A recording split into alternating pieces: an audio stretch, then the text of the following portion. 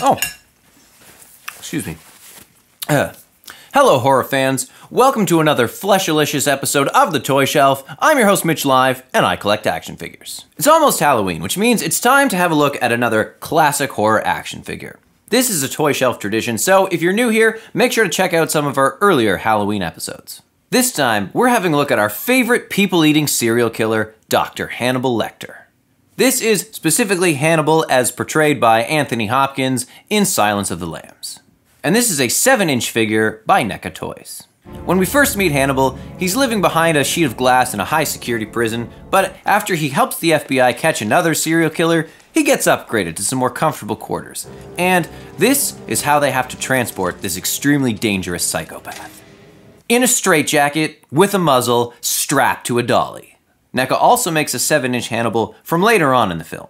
Damn you alternate versions! When he's escaping and he just bites a cop's ear off and he finally gets to taste that human flesh that he's been deprived of for so many years. So this figure has absolutely no articulation whatsoever except for the fact that his head moves. But I'll give them a pass on that because obviously the intent is that he is unable to move. So it works for this figure. The stretcher dolly thingy that he's strapped to does have a couple back wheels that pop out and lock into place, which would be for when they're actually rolling him around. And the back wheels do move, the front wheels don't, but that's fine, again, because at least it stands properly in its extended position, which is also pretty cool. Now, even though Hannibal himself doesn't really move, he does easily come off of his stretcher. As you can see here, the strap that goes across his chest doesn't actually go all the way around. It stops at this little indent on his shoulder where the strap continues here on the dolly thing.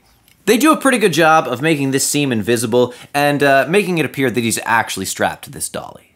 And also at the bottom, he's got these ankle chains that appear to be fixed to this flat platform, but it's not at all.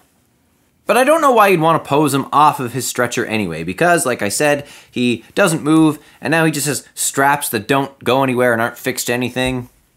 Another cool feature is that the leather muzzle or face mask that he's wearing is also removable. I will say, though, when his mask is on and all you can see is his eyes, they do a really good job of making this look like one creepy dude. But let's pop it off and see how good the likeness is here. As you can see, they did do a pretty good job of capturing the likeness of Anthony Hopkins in this role. Even when you look at him from the side and from the back, his build, his facial profile, the shape of his head, it all looks very much like Anthony Hopkins in the movie Silence of the Lambs. It's pretty good. Pretty good. One kind of amusing detail about this figure is the bald spot on the back of his head. They do paint on his bald spot, but if you look closely, it's really just a patch of flesh-covered hair. Ugh. But good on them for including that detail anyway, to make it just a little bit more accurate. Overall, I think the details, the likeness, and the accessories on this figure are all top-notch. Way to go, NECA. And this brings us to the end of another episode, but don't forget to check out the rest of our Haunted Halloween collection, or I'll eat your liver with some fava beans and a nice Chianti. Thanks for hanging out with us on The Toy Shelf, and remember, even if you are haunted by the echoes of the screams of the lambs being slaughtered that keep you awake at night, you're still never too old to play with toys.